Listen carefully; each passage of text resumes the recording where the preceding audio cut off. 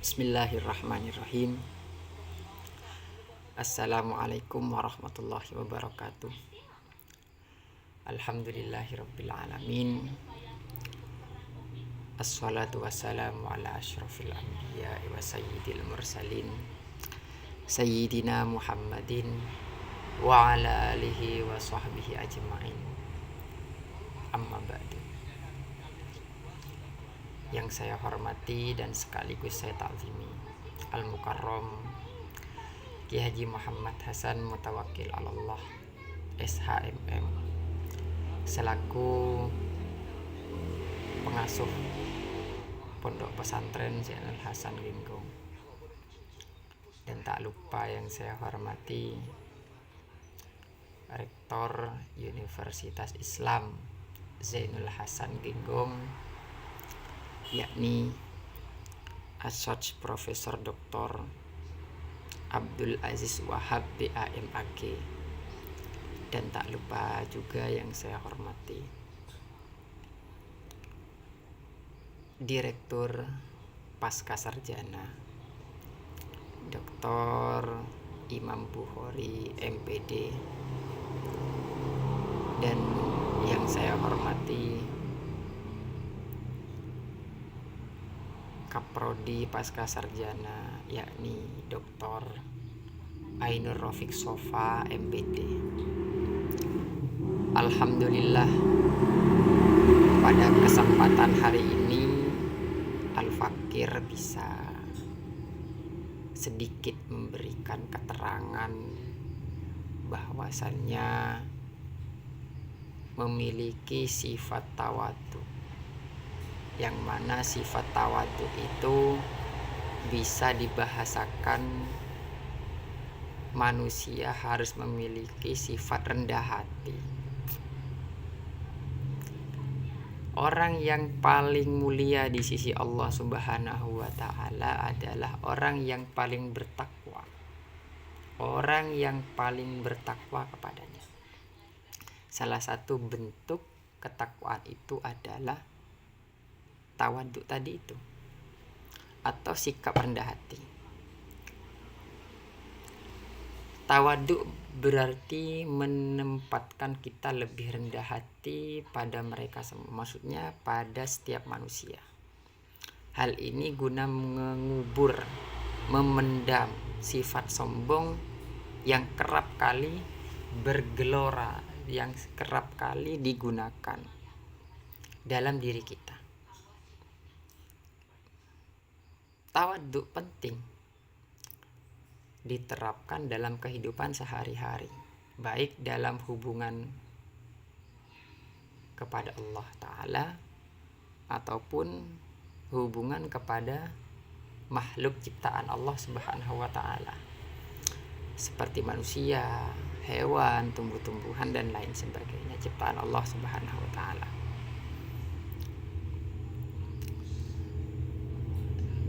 Lawan dari tawadhu adalah sombong. Sombong adalah pangkal berbagai macam sifat tercela. Kita tentu hafal bentuk kisah iblis yang menolak bersujud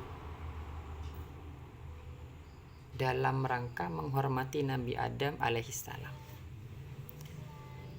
Itu tidak lain karena kesombongan makhluk terlaknat tersebut yang bernama iblis tadi. Pasalnya, iblis merasa lebih baik tercipta dari api daripada Adam yang tercipta dari tanah. Imam Al-Ghazali dalam kitabnya yang bernama Bidayatul Hidayah menegaskan bahwa merasa lebih baik dari makhluk lain adalah bentuk kesombongan. Oleh karenanya kita harus meyakini bahwa sesungguhnya yang terbaik di sisi Allah Subhanahu wa Ta'ala itu adalah adanya di akhirat nanti, ya di akhirat kelak itu siapa orang yang memiliki sifat tawadu, rendah hati tadi itu. Hal demikian tentu saja tidak berada dalam jangkauan kita sebagai manusia biasa. Maksudnya tidak bisa dijangkau dengan hal-hal yang sepele. Jadi kita harus berupaya selalu untuk berusaha rendah hati, sabar, seperti itu. Kemudian kita harus memiliki keyakinan husnudzon bahwa orang lain itu lebih baik daripada kita, bukan malah kita yang merasa lebih baik. Jika dalam pandangan mata terlihat buruk, kita tidak dapat menganggap keseluruhannya demikian. Setiap manusia pasti memiliki sisi baik dan memiliki sisi buruknya masing-masing.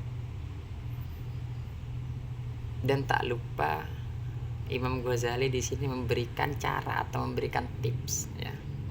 Memberikan tips bagaimana kita menggunakan kacamata tawadu dalam melihat siapa-siapa atau anak-anak kecil, orang tua, orang bodoh, bahkan orang fakir sekalipun. Anak kecil tentu belum dihukumi taklif, ya, sehingga tidak bermaksiat kepada Allah Subhanahu wa taala, sedangkan hari-hari kita pernah lepas dari bermaksiat kepadanya. Dengan begitu, kita tidak perlu ragu untuk mengakui bahwa anak kecil itu lebih baik daripada diri kita sendiri. Sesuai dengan hadis kullu mauludin yuladu alal fitr. Jadi paling dekat anak kecil itu ialah mendekati kefitrahan, kesucian, daripada kita yang sudah berusia remaja, dewasa, atau berusia lanjut. Orang yang lebih tua dari kita seyakjonya dipandang lebih baik dari kita. Kenapa kok seperti itu? Sebab mereka lebih dahulu daripada kita dalam beribadah kepada Allah Subhanahu wa taala. Sebenarnya ini ada yang harus diunggulkan lah, seperti itu. Anak kecil lebih baik daripada orang dewasa karena dia masih tidak memiliki taklif, tuntutan, dan yang mana juga orang tua lebih baik karena mereka sudah lebih dulu beribadah kepada Allah Ta'ala, seperti itu. Oleh karenanya tak ada halangan lagi untuk meyakini bahwa mereka lebih baik daripada kita. Tidak ada. Sekalipun ada orang yang tampak, mohon maaf, bodoh, kita juga harus meyakini kebaikan mereka. Harus meyakini kebaikan mereka. Sekecil apapun kebaikan mereka, kita harus meyakini bahwasanya dia adalah orang yang lebih baik daripada kita.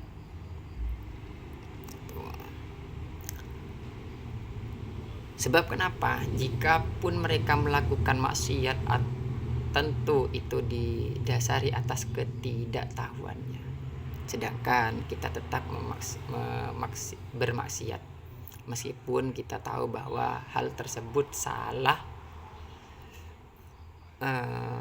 dan dilarang oleh Allah Subhanahu wa taala. Hal tersebut bermaksiat memang dilarang oleh Allah Subhanahu wa taala. Yang mana yang disabdakan, yang difirmankan oleh Allah Subhanahu wa taala, la taqrabuz zina innahu kana fahisha wa sa'a sabila. Memang tidak boleh oleh Allah Subhanahu wa taala untuk mendekati maksiat. Bahkan bertahap orang kafir pun, bahkan setaraf orang kafir pun kita tidak boleh merasa lebih baik. Walaupun kita beda agama, beda keyakinan. Tidak boleh merasa kita lebih baik daripada orang kafir. Tidak boleh. Sebab kenapa? Mungkin saja di suatu saat nanti, atau mungkin di akhir hayatnya kelak, ia mengucapkan syahadat dan wafat dalam membawa keislaman dan keimanan. Hal demikian bukanlah hal yang mustahil, memang banyak yang terjadi. Memang sudah banyak yang terjadi. Dikutip dari suatu kisah, pada suatu hari ada orang kafir yang sudah mendekati ajal, di mana dia selalu dalam masa hidupnya senang melihat orang sholat, senang dan melihat orang yang berbuat baik senang, tapi dia tidak mampu untuk tidak merasa yakin 100% dalam mengucapkan 2 kalimat syahadat dia bisa mendapatkan kebahagiaan yang abadi. Namun entah kenapa atas ridho dan izin Allah Subhanahu wa taala di akhir hayatnya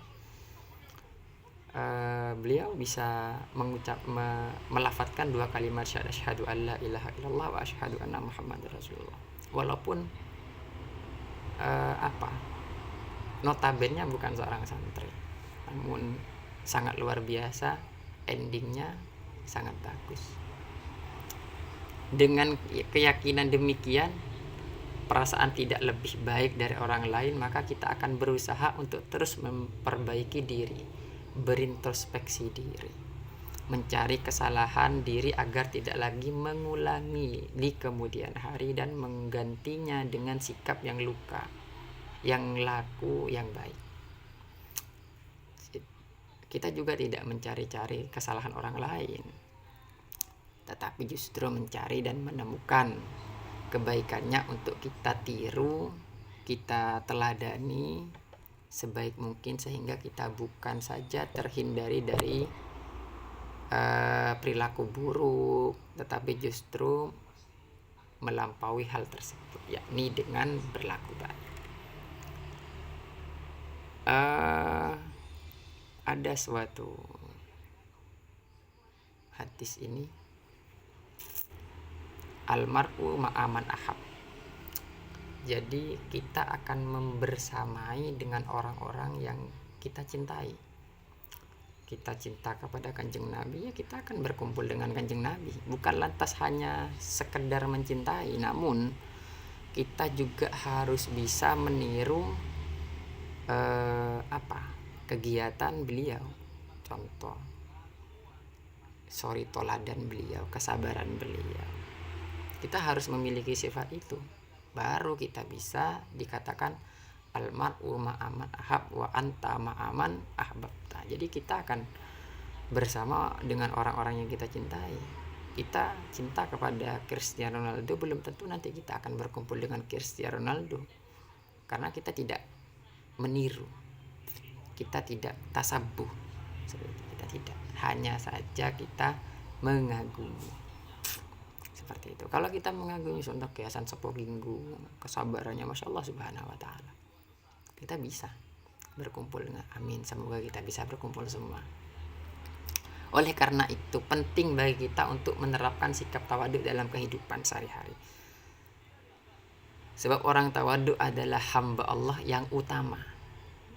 Orang tawadhu adalah hamba Allah Subhanahu wa taala yang utama. Hal ini ditegaskan oleh Allah Subhanahu wa taala dalam Al-Qur'an surat Al-Furqan ayat 63. Wa ibadur rahmani alladzi bukan. Mohon maaf.